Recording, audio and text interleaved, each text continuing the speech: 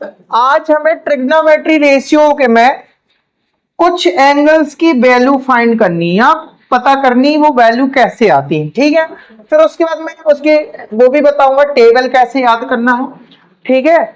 हमें कुछ specific angles दिए रहेंगे, जैसे 0 degree, 30 degree, 45 degree, 45 degree, 60 degree and 90 degree.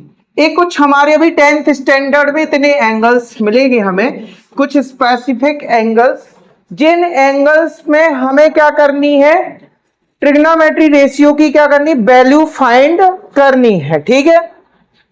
तो हमें बताना होगा कि साइन 0 डिग्री की वैल्यू क्या होगी, साइन 30 डिग्री की वैल्यू क्या होगी, साइन 45 डिग्री की वैल्यू क्या होगी, या कॉस 45 की वैल्यू क्या होगी, या टेन 45 की वैल्यू क्या होगी।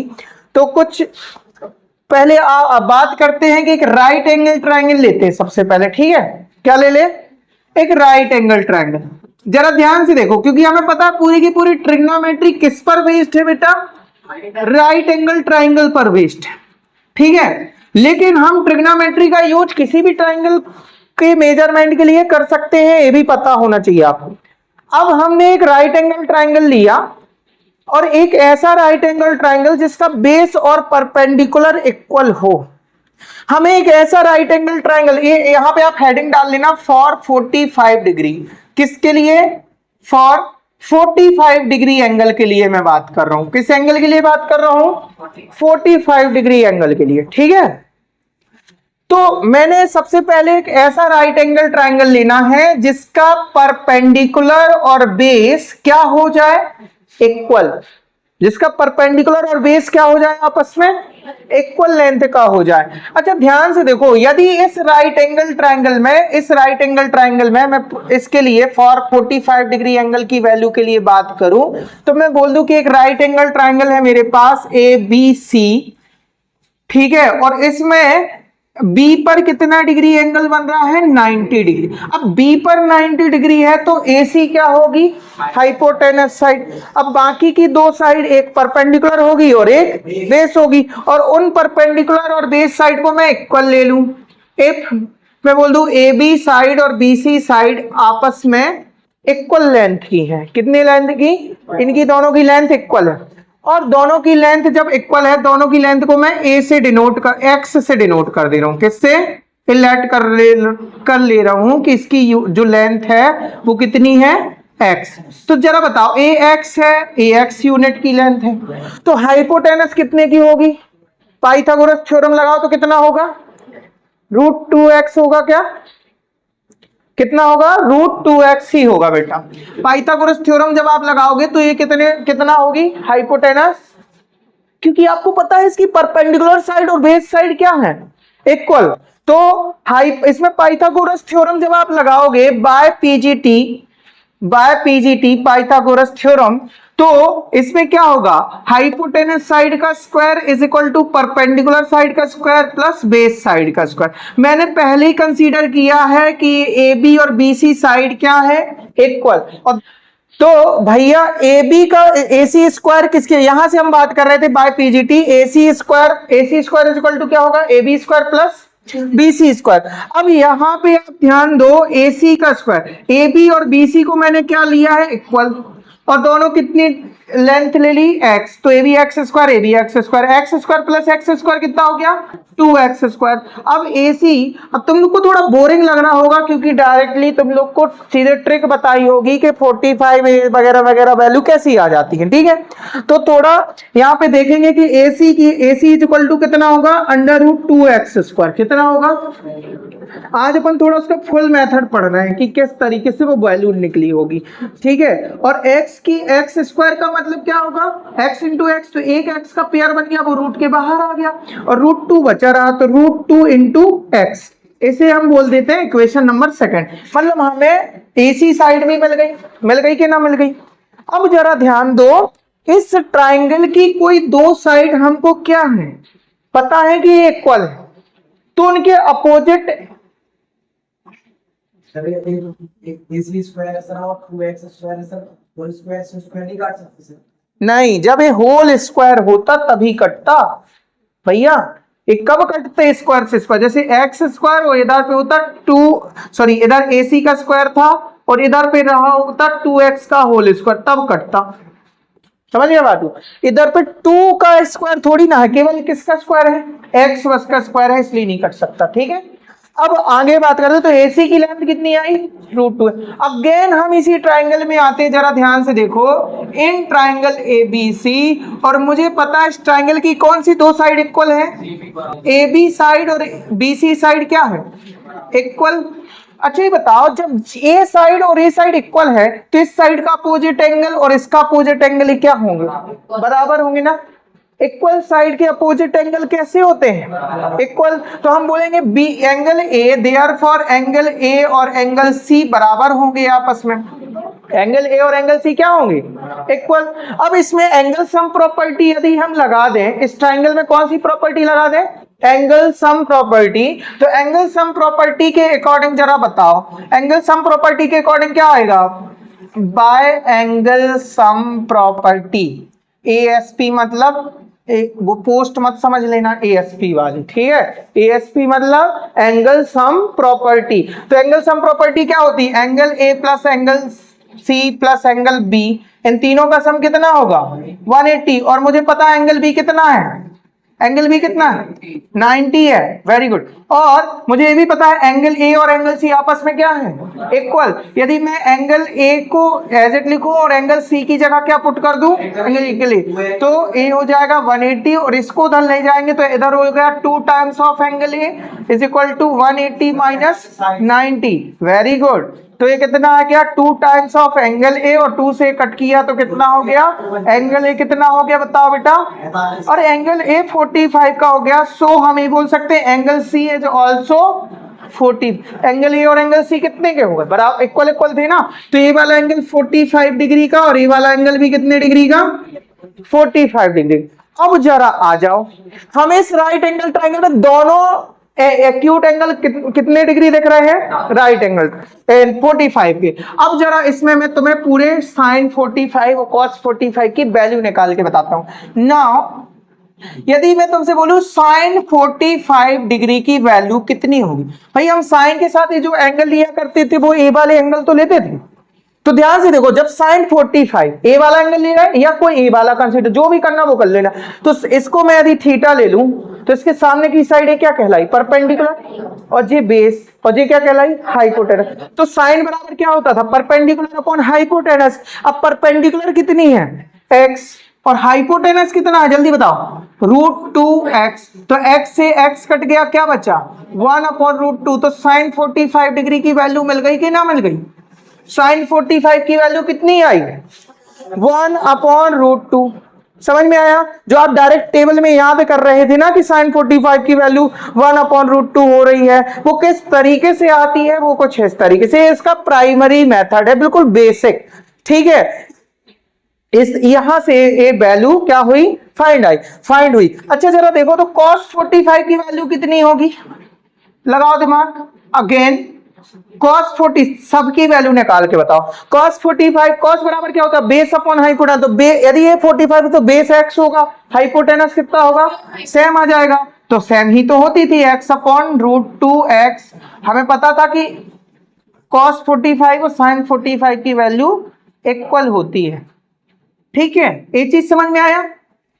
अच्छा अब आगे tan 45 की वैल्यू भी निकालते हैं, ठीक है। किसकी वैल्यू, tan 45। देयरफॉर अगेन ये बताओ कि tan 45 degree is equal to क्या होगा, tan मतलब क्या होता था, परपेंडिकुलर अपॉन बेस। तो ए 45 तो परपेंडिकुलर x होगा, बेस भी क्या होगा, x। तो x अपॉन x करोगे तो क्या हो जाएगा, tan 45 की वैल्यू 1 हो जाएगी। अच्छा ये बताओ समझ में आया कि नहीं आया। तो इस तरीके से कुछ हम वैल्यू फाइंड कर सकते हैं। इसी तरीके से अपन बात करेंगे for 30 degree and 60 degree, for 30 degree and 60 degree. 30 degree और 60 डिग्री एंगल की बात करते हैं, ठीक है। तो ध्यान से देखना, 30 डिग्री एंड 60 डिग्री एंगल के लिए एक सबसे पहले हम इक्विलेटरल ट्रायंगल कंसीडर कर लेते हैं। क्या कर लेते हैं? इक्विलेटरल। इसमें इस केस में हम दोनों बात आ जाएगी, तो हम एक इक्विलेटरल ट्रायंगल लेते हैं।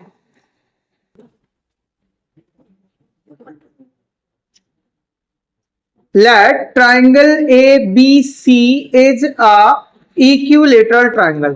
यदि ये इक्विलेटरल ट्रायंगल है तो बताओ बेटा इसकी तीनों साइड क्या होंगी?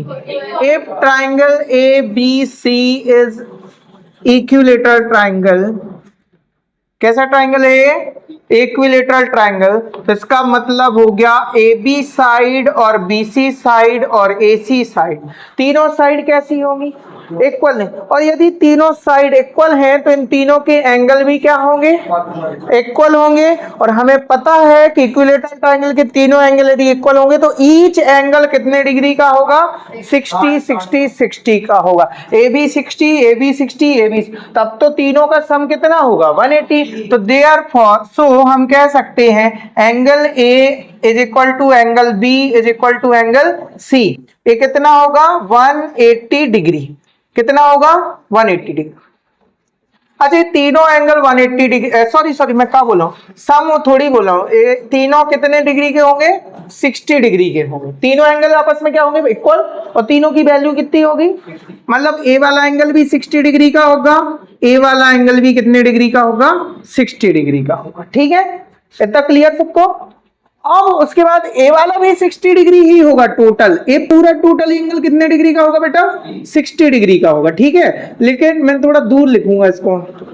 अब उसके बाद मैं क्या करने वाला हूं? इसका एंगल ए का बाइसेक्टर ड्रॉ करने वाला हूं। क्या करने वाला हूं? एंगल ए का। इसमें से तुम कोई भी एंगल का बाइसेक्टर ड्रॉ कर सकते हो, एंगल बी का, एंगल सी का, लेकिन मैं सीधा सीधा अच्छा लगेगा डायग्राम, तो मैं किसका एंगल बाइसेक्टर ड्रॉ करूंगा? एंगल ए का। तो एंगल ए का बाइसेक्टर करूंगा, तो एंगल ए का दी मैं बाइसेक्टर करूंगा। रेड लाइन आपको शो करेगी एंगल ए का बाइसेक्टर।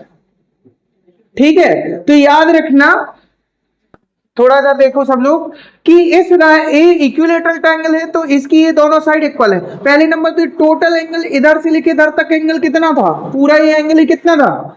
और जो रेड लाइन है वो क्या है? Red line is angle bisector of angle A. So red line क्या करेगी? एंगल ए को बाइसेक्ट करेगी, टू इक्वल पार्ट्स में डिवाइड करेगी। That means A total angle 60 degree का, तो ए वाला एंगल कितने डिग्री का होगा? 30 डिग्री का। और ए वाला एंगल भी कितने डिग्री का हो जाएगा? मतलब ये उसे 30 डिग्री के पार्ट्स में क्या कर देगी? डिवाइड। ठीक है, कौन डिवाइड कर देगी? रेड लाइन जो देख रही है। रेड लाइन क्या है? Angle bisector of angle A. अब हमें पता है कि इक्विलेटरल ट्रायंगल का एंगल बाइसेक्टर क्या करेगा? अपोजिट साइड को इक्वल पार्ट्स में क्या करेगा? डिवाइड करेगा। तो यानी ए साइड और यदि इसने एम पॉइंट पे कट किया होगा तो बी से एम और सी से एम क्या हो गए होंगे? इक्वल। ये सब हम 9th क्लास में स्टडी कर चुके हैं। तो हमें पता है बी से एम और सी, बी से एम और सी से एम लेंथ क्या हो जाएगी? इक्वल। अब मैं थोड़ा इसको नीचे लिख दे रहा हूँ ना, डायग्राम के पास नहीं अच्छा नहीं लग रहा, तो इधर पे लिख दूंगा angle A, angle B, angle C, ये तीनों आपस में 60 डिग्री के। अच्छा जरा ध्यान दो, यदि ये तीनों साइड की मैं लेंथ ले लेता 2a, कितनी ले लेता? 2a। कि ए वाली लेंथ कितनी है? 2a। ए लेंथ कितनी है? 2a। तो भैया ए लेंथ भी कितनी होगी? 2a होगी कि नहीं होगी? और ए वाली लेंथ भी कितनी होगी? 2a होगी। ए लेंथ भी कितनी होगी? 2a। अच्छा, AM ने क्या किया? BC को, AM ने क्या किया? BC को बाइसेक्ट किया, साथ में परपेंडिकुलर बाइसेक्ट करती है, भी याद रखना। यहाँ पे ये हम 9th क्लास में पढ़ चुके कि किसी भी इक्विलेटरल ट्रायंगल का एंगल बाइसेक्टर अपोजिट साइड पर क्या होता है? परपेंडिकुलर भी होता है और साथ में उसे बाइसेक्ट भी करता है। तो इसका मतलब यहाँ पे कितना डिग्री एंगल बनाएगा? 90। तो इधर भी कितना डिग्री एंगल होगा? 90। और साथ में से बाइसेक्ट करेगा, तो बी से एम की लेंथ बताओ जरा कितनी हो जाएगी? ए। क्यों हो जाएगी? टोटल लेंथ कितनी है? 2a। तो 2a का हाफ हो जाएगी, ये हो जाएगी a। और सी से एम की लेंथ भी कितनी हो जाएगी? a। तो जरा ध्यान से देखो, मुझे एक राइट एंगल ट्रायंगल दिख रहा है मैं सीधे सीधे अब इस ट्राइंगल की बात करूं, कौन से ट्राइंगल, ए बी और एम ट्राइंगल, कौन से ट्राइंगल की, A B M triangle. A B M triangle कैसा ट्राइंगल दिख रहा है जल्दी बताओ, राइट एंगल ट्राइंगल। उस राइट एंगल ट्राइंगल की हाइपोटेनस साइड पता है, बेस साइड भी पता है, परपेंडिकुलर नहीं पता, तो परपेंडिकुलर को क्या कर लें, फाइंड। तो जरा ध्यान से देखो, बाकी सारी इंफॉर्मेशन हमने डायग्राम में ही समझा दी है। तो इन triangle A B M triangle कुछ इस तरीके से दिख रहा, ए एम हाफ उसका, और इधर पे बी, इधर पे 90 डिग्री है, और ये कुछ इधर है, और ए वाला एंगल कितना है 60 डिग्री, और ए वाला एंगल कितना है 30 डिग्री, और ए साइड टोटल कितनी है 2a, और ए साइड कितनी है a। तो बताओ इसकी परपेंडिकुलर हम पाइथागोरस थ्योरम लगा के निकाल दें, तो लगा देते हैं इसमें पाइथागोरस थ्योरम पीजीटी। तो पीजीटी के अकॉर्डिंग कितना आ जाएगा बेटा, हाइपोटेनस क्या है इसकी, ए बी का स्क्वायर, बेस परपेंडिकुलर हो गया ए एम और बी एम, इन दोनों का स्क्वायर। तो ए बी की वैल्यू हमें पता है कितनी है, 2a का होल स्क्वायर हो जाएगा, is equal to A M पता नहीं है, तो ए एम का square as it, B M बोले तो कितना दिख रहा, बी एम ए का स्क्वायर, 2a का होल स्क्वायर बताओ कितना होगा, 2 का स्क्वायर 4, a का स्क्वायर a स्क्वायर, और जी a स्क्वायर इस साइड लाएंगे तो माइनस हो जाएगा, इधर क्या होगा a m स्क्वायर। अब 4a स्क्वायर से 1a स्क्वायर गया, कितना बचा जल्दी, 3a square, very good, 3a square, और इधर पे क्या आ गया a m स्क्वायर। अब बताओ यहां पे मैं लिख दे रहा हूं थोड़ा सा एक टॉपिक, इसको मैं लिख सकता हूं, या इसको मैं ऐसे लिख सकता हूं, therefore a m square equal to क्या आ गया 3a स्क्वायर। तो ए एम की वैल्यू कितनी आ जाएगी, square root of 3a square. तो इस ए बस में स्क्वायर लगा, 3 में नहीं लगा, तो इस a के स्क्वायर से a के क्या आ जाएगा रूट के बाहर, तो रूट 3 इंटू a बाहर आ गया। तो ए एम की वैल्यू कितनी आ गई बेटा, ये जो रेड लाइन है ना उसकी लेंथ कितनी होगी, रूट 3 टाइम्स ऑफ a, कितनी होगी, ए एम की लेंथ कितनी होगी, रूट 3 टाइम्स ऑफ a। क्या हो गया चेतना बेटा, नहीं समझ में आया, कहां पे नहीं आया, बोलो बोलो बोलो बोलो जल्दी बोलो, ये पूरा टॉपिक नहीं समझ में आया। अरे बेटा देखो हमने क्या किया, ये जो हाफ ट्राइंगल है ना इसको मैंने अलग से ले लिया, ए बी एम, ठीक है, ए बी एम। अब मुझे पता है कि यार किसी भी इक्विलेटरल ट्रायंगल का जो एंगल बाइसेक्टर होता है ना वो अपोजिट साइड को परपेंडिकुलर बाइसेक्ट करता, क्या करता, ये हमने 9th क्लास में थ्योरम पढ़ रखी थी, प्रूफ भी की थी साथ में। तो आप ध्यान रखो कि ये जो परपेंडिकुलर बाइसेक्टर वो उस एंगल को बाइसेक्ट करेगा, साथ में अपोजिट साइड को भी क्या करेगा बाइसेक्ट, और कहां पे करेगा, एट राइट एंगल पर। कितने एंगल पे, तो यहाँ पे कितना डिग्री एंगल बनेगा 90 डिग्री। तो मुझे दिखने लगा ये ट्राइंगल कैसा है, राइट एंगल ट्राइंगल, तो मैंने इसी ट्राइंगल को ले लिया ए बी एम, इतना हाफ ट्राइंगल, ठीक है, समझ में आ रहा, ए बी एम एक हाफ ट्राइंगल, तो इसका ए वाला एंगल 60 है, ए वाला एंगल 30 है। अच्छा जरा ध्यान देखना, ए बी साइड मुझे पता थी पहले ही से, ए बी साइड की लेंथ कितनी है 2a, और बी एम की लेंथ कितनी हो जाएगी, बिकॉज ए एम ने क्या किया बी सी को बाइसेक्ट किया, तो बी एम और सी एम बराबर रहे होंगे, बी सी टोटल कितनी है 2a, तो बी एम क्या होगी 2a का हाफ हो जाएगी a।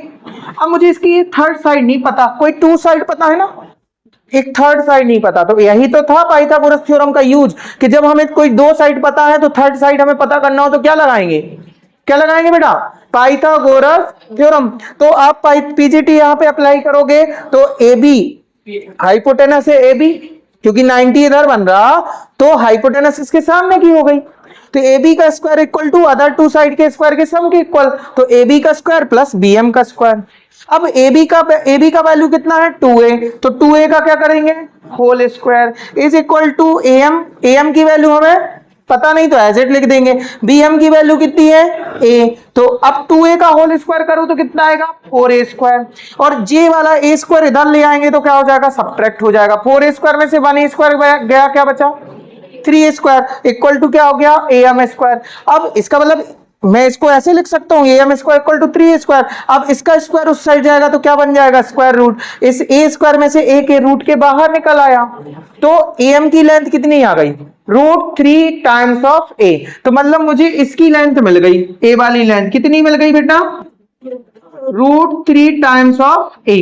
मुझे इस ट्राइंगल की तीनों साइड पता चल गई, कितनी साइड, और इसमें अब मैं लगाऊंगा फॉर्मूला, ठीक है। मैं 60 डिग्री वाले भी लगा दूंगा, 30 डिग्री वाले, तो मैं 30 डिग्री की भी वैल्यू फाइंड कर सकता हूं और 30 डिग्री के लिए। ध्यान से देखना, तो अब मैं पहले नंबर 30 डिग्री के लिए लगा रहा हूं, तो फॉर 30 डिग्री, तो जरा देखो फॉर 30 डिग्री के लिए मैं लिखूंगा साइन 30 डिग्री, कॉस 30 डिग्री, थोड़ा दूर दूर लिखूं, कॉस 30 डिग्री, टेन 30 डिग्री, और कॉट 30 डिग्री, सेक 30 डिग्री, कॉसेक 30 डिग्री। ठीक है, इतना सबको समझ में आ रहा कि नहीं? तो जरा ध्यान से देखो, अब मैं साइन 30 डिग्री की वैल्यू, ध्यान से देखना, कौन सा ट्राइंगल में? एबीएम ट्राइंगल में। कौन से ट्राइंगल में? अब इसमें 30 डिग्री कहां पे था? तो इस 30 डिग्री के लिए परपेंडिकुलर कौन होगी?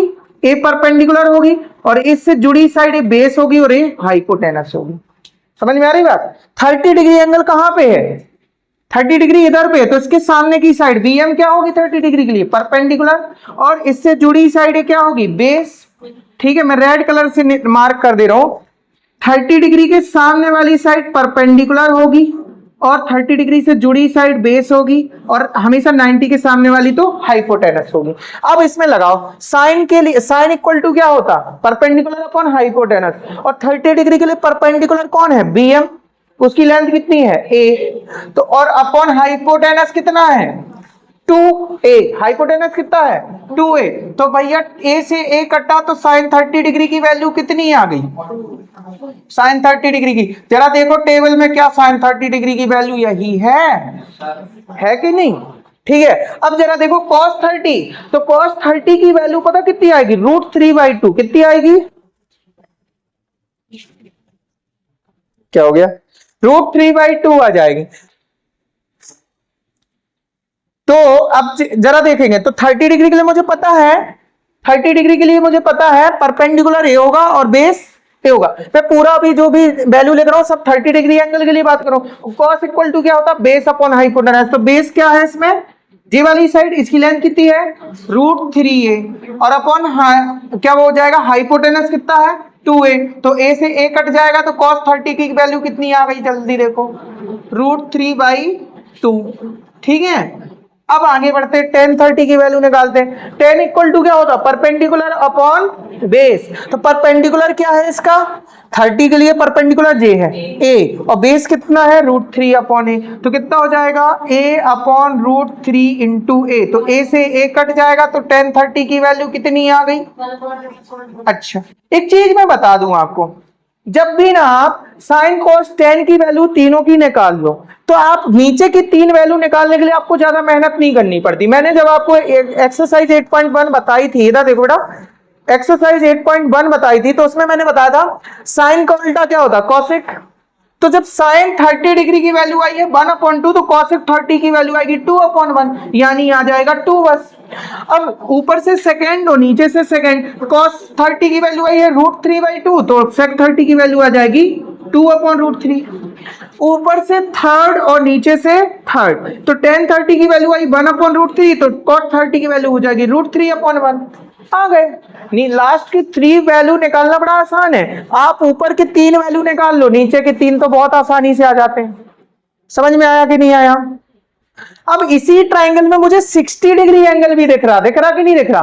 तो अब मैं 60 डिग्री के लिए परपेंडिकुलर ए होगी, जरा देखो 60 डिग्री के लिए परपेंडिकुलर कौन होगी? जे, और बेस होगी जे, हाइपोटेनस फिक्स रहेगी। ठीक है, हाइपोटेनस क्या रहेगी? फिक्स रहेगी। कौन है यार?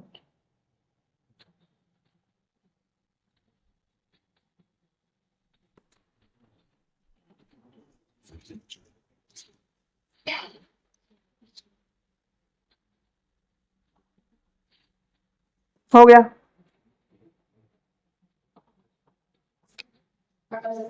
हो गया ना?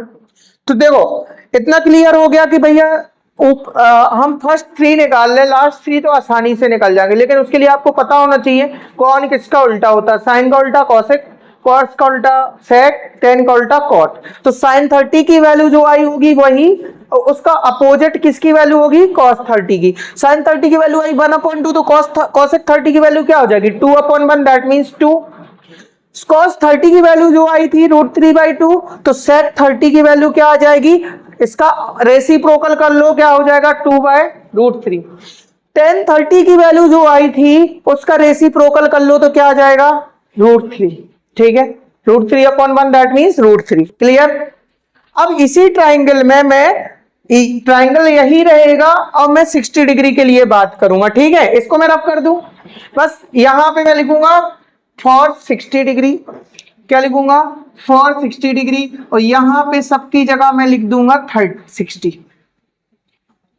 ज्यादा मेहनत, इधर 60 लिखो, इधर 60 लिखो, इधर 60 लिखो, इधर 60 लिखो, इधर 60 लिखो और इधर 60 लिखो। ठीक है, अब जरा ए मैं RH इनको रफ कर ले रहा हूं।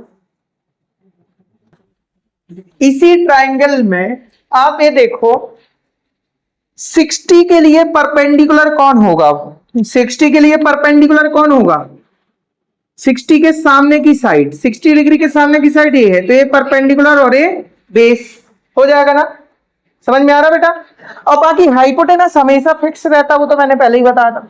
तो अब याद रखना साइन 60, साइन इक्वल टू क्या होता है परपेंडिकुलर अपॉन हाइपोटेनस। 60 के लिए परपेंडिकुलर कौन है √3a, तो आ जाएगा परपेंडिकुलर है √3a अपॉन हाइपोटेनस कितना है 2a, तो साइन 60 की वैल्यू कितनी हो जाएगी, वेरी गुड, साइन 60 डिग्री की वैल्यू हो जाएगी √3/2। इसी तरह cos 60 की वैल्यू कितनी हो जाएगी, तो cos 60 की वैल्यू आप ध्यान से देखना, cos 60 की वैल्यू तो बेस अपॉन हाइपोटेनस, तो बेस कितना है a और हाइपोटेनस कितना है 2a, तो a से a गया, क्या बचा cos 60 degree is equal to 1/2। अच्छा, tan 60 डिग्री की वैल्यू क्या होगी बेटा, तो tan 60 डिग्री मतलब परपेंडिकुलर अपॉन बेस, तो परपेंडिकुलर है कितना, जल्दी बोलो परपेंडिकुलर क्या है बोलो, 60 के लिए √3 है और बेस कितना है a, तो a से a मर गया, क्या हो गया बेटा a से a मर गया, तो tan 60 इक्वल टू कितना हो जाएगा √3। अच्छा, अब बाकी नीचे के तीन तो मुझे पता है, मैं आसानी से निकाल लूंगा ना, मुझे पता है कॉट किसका उल्टा होता है, जल्दी बताओ tan का, तो tan 60 की वैल्यू √3 है, तो cot 60 की वैल्यू होगी, इसका रेसिप्रोकल कर दो, √3 का रेसिप्रोकल क्या होगा 1 इसके अपॉन में कुछ नहीं तो 1 होगा, है ना, तो इसका रेसिप्रोकल क्या आ जाएगा 1/√3।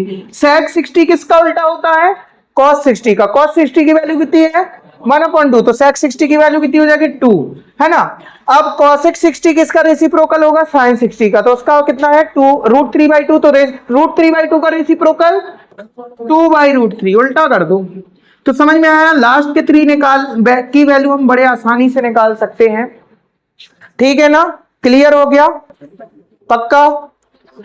बाकी अब अपन बात करें इन द केस ऑफ जब एंगल 0 डिग्री होगा किसी राइट एंगल ट्राइंगल में फॉर 0 डिग्री, मतलब थीटा जब 0 डिग्री हो किसी राइट एंगल ट्राइंगल का, तो उस केस में परपेंडिकुलर 0 होती है और बेस और हाइपोटेनस बराबर होती। अब तुम निकाल लो किसी इस फॉर्मूले से, यदि बेस और हाइपोटेनस यदि बराबर है, इन दोनों की लेंथ में x ले लूं, कितनी ले लूं, तो हम अब कोई भी फॉर्मूला लगा दो, साइन 0 डिग्री लगाओ, तो साइन 0 डिग्री बराबर क्या होता है परपेंडिकुलर अपॉन हाइपोटेनस, तो 0 अपॉन हाइपोटेनस कितना है x, तो 0 में डिवाइड करोगे किसी भी चीज का आंसर क्या आ जाएगा 0। अच्छा चलो 0 हो जाएगा। अब मैं तुमसे कह दूं cos 0 डिग्री की वैल्यू कितनी होगी, तो तुम क्या बोलोगे बेस अपॉन हाइपोटेनस, क्या बोलोगे, तो बेस कितना है x, हाइपोटेनस कितना है x, तो x अपॉन x कितना हो गया 1। अच्छा tan 0 डिग्री की वैल्यू बताओ, तो tan 0 डिग्री की वैल्यू आप क्या बोलोगे परपेंडिकुलर अपॉन बेस, तो परपेंडिकुलर है 0 और बेस कितना है x, तो 0 अपॉन x कितना आ जाएगा, तो tan 0 डिग्री की वैल्यु भी कितनी हो जाएगी 0।